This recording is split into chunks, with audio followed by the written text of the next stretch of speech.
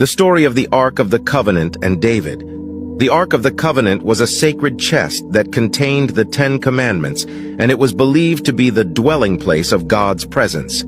David was a great warrior and leader, but he was also a devout man. He longed to bring the Ark of the Covenant to Jerusalem, the capital of his kingdom. This would be a sign that God was with him and that he was the rightful king of Israel. David and his men set out to retrieve the ark, but they made a mistake. They transported it on a cart, which was not allowed according to the law. As a result, one of the men, named Uzzah, reached out to steady the ark when it began to wobble. Uzzah was struck dead by God for touching the ark. David was terrified, and he did not know what to do. He decided to leave the ark in the house of Obed-Edom, a Gittite man. Obed-Edom was blessed by God for having the ark in his home, and David realized that God was pleased with him.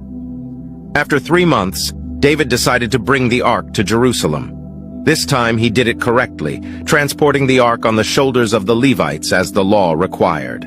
There was great rejoicing in Jerusalem when the ark arrived, and David offered sacrifices to God. The Ark of the Covenant was placed in the tabernacle, a temporary dwelling place for God. David wanted to build a temple for God, but he was told that his son Solomon would be the one to build it. The Ark of the Covenant remained in the tabernacle until Solomon built the temple. Then, the Ark was placed in the innermost chamber of the temple. The Ark was a symbol of God's presence with his people, and it was a reminder of his covenant with them. The Ark of the Covenant was lost after the Babylonians conquered Jerusalem in 586 BC. It has never been found since, but many people believe that it is still out there somewhere, waiting to be rediscovered.